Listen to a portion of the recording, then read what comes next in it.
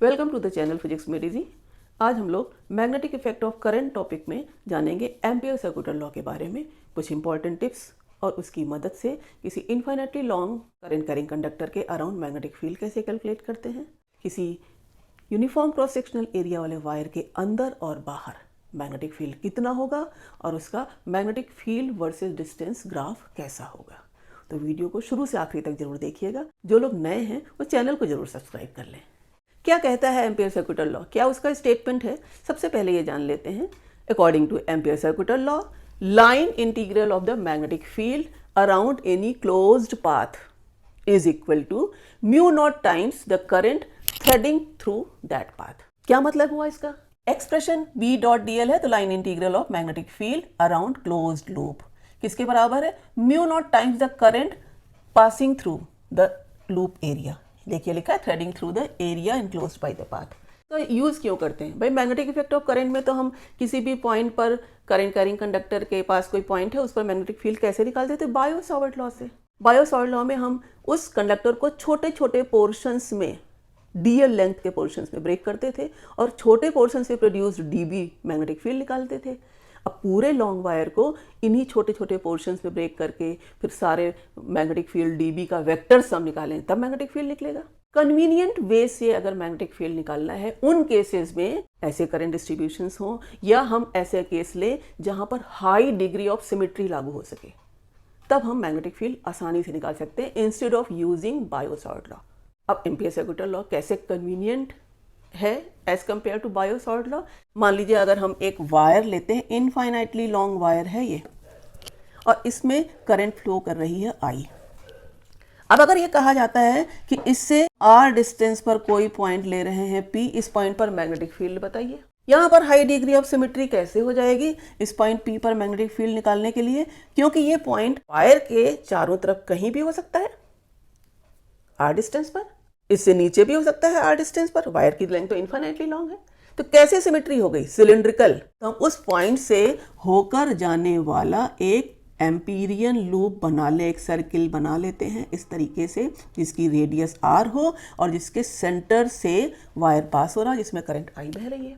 इसी स्टेटमेंट में जो एक्सप्रेशन ये आया था एम्पियर सर्कुलर लॉ का, उस एक्सप्रेशन से आप देखिए B डॉट dl ये equal to mu naught times the current threading through that loop area. यहाँ पर dl है वो ये ऐसे है, ये पोर्शन dl का है, ये dl भी एक तो वेक्टर होता है और मैग्नेटिक फील्ड होता है उसका टेंजेंशियल कंपोनेंट लेंगे मैग्नेटिक फील्ड का। मैग्नेटिक फील्ड B हो गया तो B dl ले लिया। यहाँ पर सर्कुलर लूप है तो B और dl सेम डायरेक्शन में होंगे और B और dl सेम डायरेक्शन में है तो B dl किसके बराबर हो जाएगा? ये इंटीग्रेशन dl ये equal to mu naught times current passing through that loop.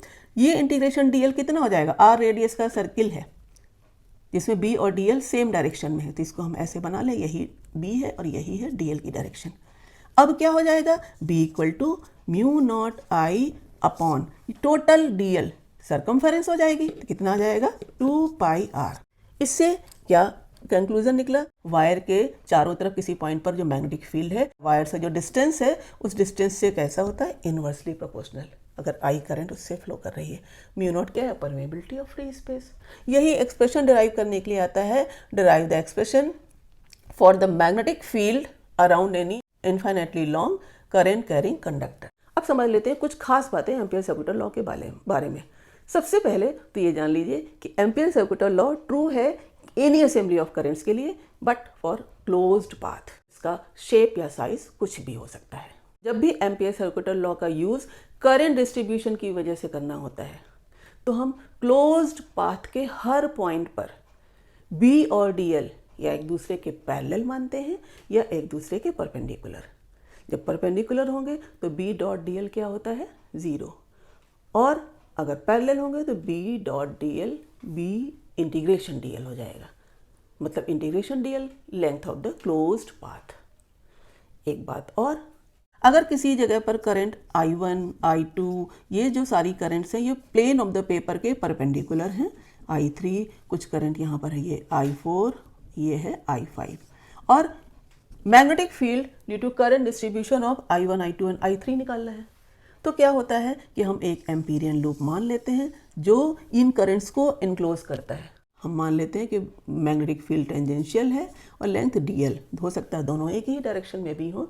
तो अब आप देखते हैं कि जो B dot d l equal to mu naught I में, उसमें I है enclosed by the Amperian loop, ये एम्पीरियन लूप है, बाहर वाली करंट्स का कोई लेना देना नहीं। जैसे कि चार्ज में गॉस थ्योरम में भी होता था, चार्ज Q1, Q2, Q3 ये हैं अगर गॉस सरफेस के अंदर, गॉस थ्योरम में Q4, Q5 बाहर है।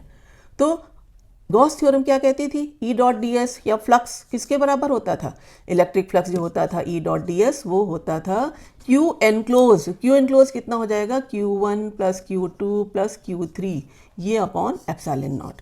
ये नहीं कि Q4 Q5 बाहर है तो इनका इलेक्ट्रिक फ्लक्स में कुछ रोल होगा, क्यों नहीं होता था बाहर यहाँ रहने से, क्योंकि जितनी लाइन एंटर करती उतनी ही बाहर भी जाती। फिलहाल इसीलिए कहा जाता है कि एम्पियर सर्कुटल लॉ इलेक्ट्रोमैग्नेटिज्म में analogous to Gauss theorem in electrostatics है। एम्पियर सर्कुटल लॉ को यूज़ करके एक लॉन्ग करंट कैरिंग कंडक्टर में जिसकी रेडियस a है, उसके बाहर और उसके अंदर निकालना है मैग्नेटिक फील्ड कितना होगा। सबसे पहले तो ये देख लेते हैं कि r ग्रेटर देन a मतलब कहाँ हो गया, बाहर। तो मान लेते हैं जो ये ग्रीन कलर से दिखाया गया है एम्पीरियन लूप, वही तो है r ग्रेटर देन a के लिए। तो इस फर्स्ट लूप में कि इसके छोटे से लाइन एलिमेंट dl के लिए मैग्नेटिक फील्ड और dl दोनों एक ही डायरेक्शन में है, और जो वायर जिसके पूरे एरिया ऑफ क्रॉस सेक्शन से बहने वाली करंट है वो कितनी है, I।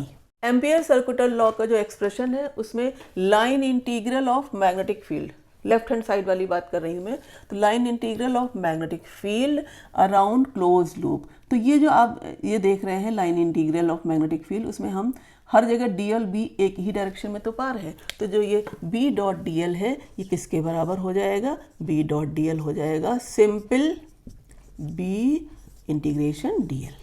इस पॉइंट p पर जिसकी रेडियस r है, वो r क्या है, कंडक्टर की रेडियस जो a है उससे ज़्यादा है, यानी पॉइंट कहाँ है, वायर के बाहर। यहाँ पर हमें मैग्नेटिक फील्ड निकालना है। RHS में क्या है, mu naught times I current passing through the area enclosed by the path.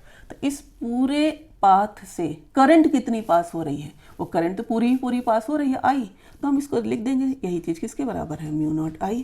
इससे B की वैल्यू कितनी आ गई, mu naught upon 2 pi R into I। क्या कंक्लूजन निकला, मैग्नेटिक फील्ड है वो कंडक्टर के बाहर किसी पॉइंट पर कंडक्टर से डिस्टेंस के इन्वर्सली प्रोपोर्शनल है। और ध्यान भी रखिएगा कि अगर ये पॉइंट यहाँ न लेके हम यहाँ ले लें तो वायर से जितनी दूर होता जाएगा मैग्नेटिक फील्ड कम होता जाएगा। तभी तो उसका मांगा गया कि प्लॉट द BR ग्राफ। अभी दिखाऊंगी कि कैसे ये प्लॉट होगा। सेकेंड केस में क्या है, R लेस देन A, यानी कि हमें उस पॉइंट पर निकालना है मैग्नेटिक फील्ड जो पॉइंट वायर के अंदर हो। जैसे कि मैंने ये डॉटेड लूप नंबर 2 दिखाया, उसमें जो उसकी रेडियस है वो यहाँ से यहाँ तक है खाली। इसके लिए एम्पियर सर्कुटल लॉ कैसे यूज़ करेंगे, थोड़ा ध्यान दीजिएगा।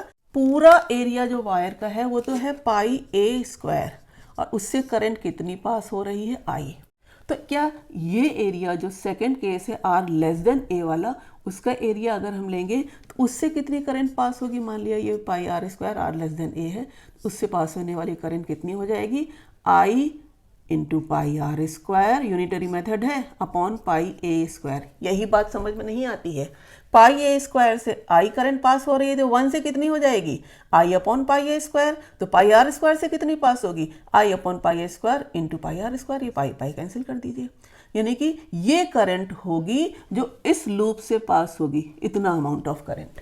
यही एम्पियर सर्कुटल लॉ यहाँ पर ये अब लगा दीजिए, तो अब आपके पास B डॉट dl वो तो सिंपल हो जाएगा B इंटू 2 पाई R, है ना, और इक्वल टू क्या है, म्यू नॉट टाइम्स I। तो अब की बार म्यू नॉट टाइम्स I, कौन सी I रखेंगे हम, हमारे पास कितनी करंट हो गई है अब, I R square upon A square. अब देखिए करंट डिस्ट्रीब्यूशन का केस है। अब यहाँ पर B की वैल्यू कितनी आ गई, तो 2 पाई R नीचे ले जाएंगे, तो mu naught I R square upon 2 pi R A square, R cancel हो गया, mu naught I 2 pi A square, ये तो सब कांस्टेंट है। क्या कंक्लूजन निकला कि B प्रोपोर्शनल टू R। यही क्वेश्चन के फॉर्म में पूछा जाता है कि वायर के अंदर B directly proportional to R होता है और वायर के बाहर B inversely proportional to R होता है, अभी पहले जो हमने दिखाया। कैसे प्लॉट करेंगे उसका ग्राफ प्लॉट करने के लिए वाई एक्सिस पर मैग्नेटिक फील्ड और एक्स एक्सिस पर आर ले लेते हैं। तो ये मान लिया हमने, ये है डिस्टेंस और ये हो गया मैग्नेटिक फील्ड। तो अब बी और आर में हम ये देखते हैं कि रेडियस ऑफ द वायर मान लेते हैं यहाँ पर है, ये डिस्टेंस है A. Up to the point A आप कहाँ पर हैं, वायर के अंदर, ए पर आते हैं सरफेस पर। तो जब इनसाइड वायर है यानी कि जो डिस्टेंस है वो लेस देन ए है, तो ये वाला केस है ना, इस केस में क्या है, B proportional to R. Graph में अगर दो क्वांटिटीज डायरेक्टली प्रोपोर्शनल होती हैं तो उनका ग्राफ कैसा आता है, स्ट्रेट लाइन आता है। मान लेते हैं कि ये हो गया ये ग्राफ, ठीक है, यहाँ लिख देते हैं बी प्रोपोर्शनल टू आर।